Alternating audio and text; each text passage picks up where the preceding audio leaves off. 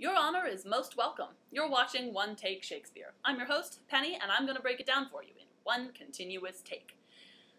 Okay, I know we've already done an episode this week, and I know I just did Richard III with all the evil and the villainy, but I've had a special request to cover this play, so it's 2 for 1 week. Let's get into Othello. The full title of this play is Othello, the Moor of Venice. It was written probably in 1603 or 1604, with the first record of her performance on November 1st of 1604. It was published in a quarto version in 1622, and then in the first folio the next year. Okay, now these two versions of the play are pretty different. The folio has about 160 lines in chunks here and there that are not in the quarto, and it's missing maybe a dozen lines that are. And no one is really sure why. It's possible that the quarto was cut down for publication, or maybe the folio is a revised version, or maybe it was Space Aliens. Who knows? Weirdly enough, there are also 6 more quarto versions of Othello after the first folio, running all the way up to 1705. I don't know. I'm gonna blame the aliens. Okay, the story comes from an Italian tale called Un Capitano Moro, or A Moorish Captain, by a writer called Cinthio.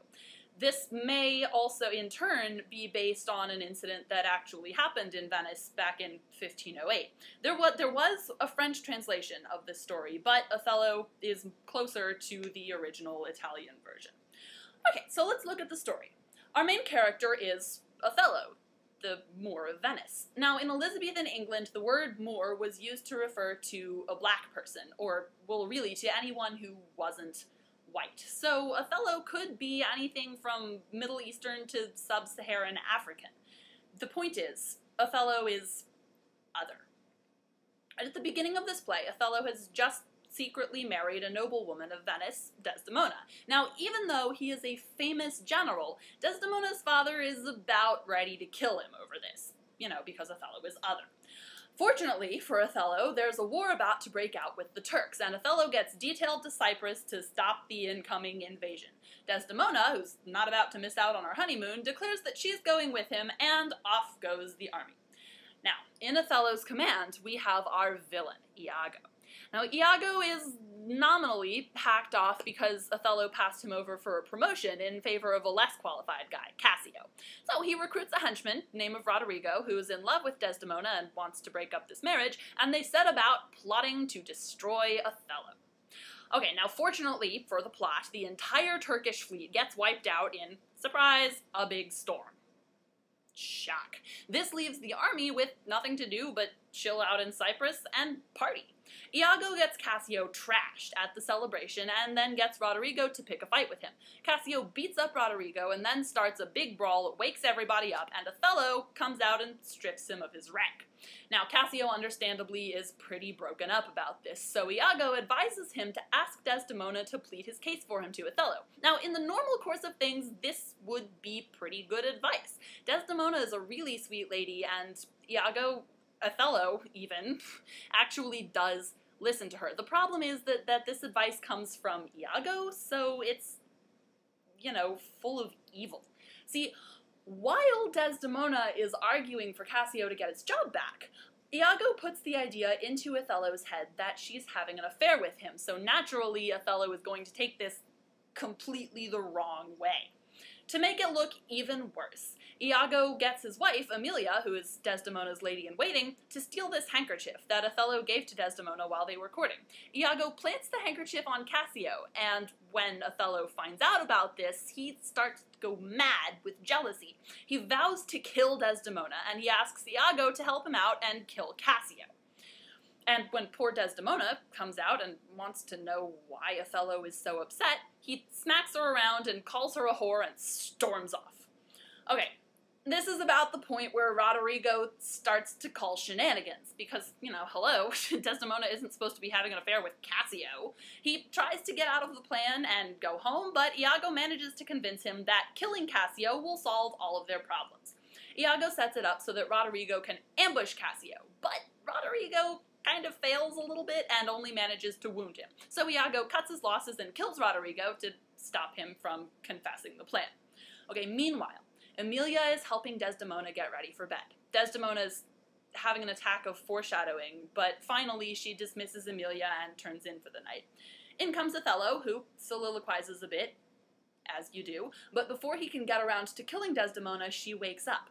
She tries to protest her innocence to him, but he smothers her.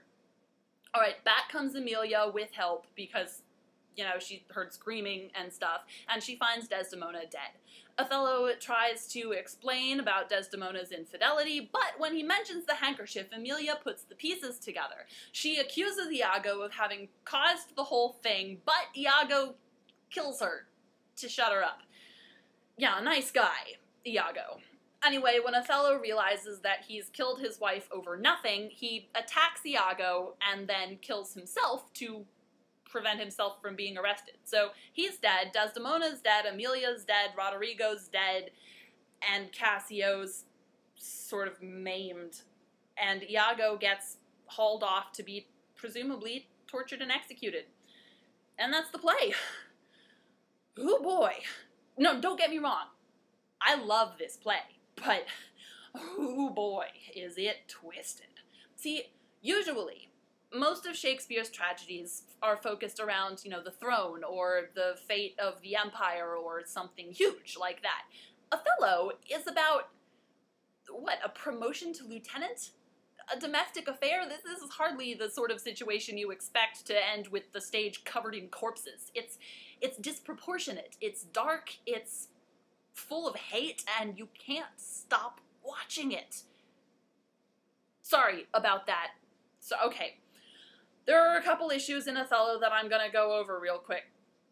The first, obviously, is Othello's race. Now, like I said before, it's not at all clear what that actually is, beyond that, you know, he's not white.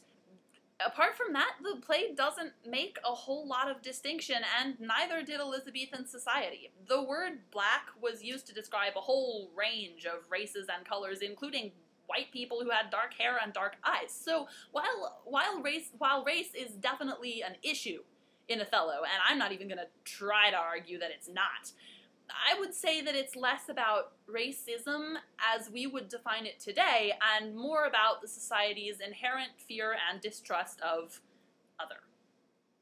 Okay, now the next issue is Iago's villainy.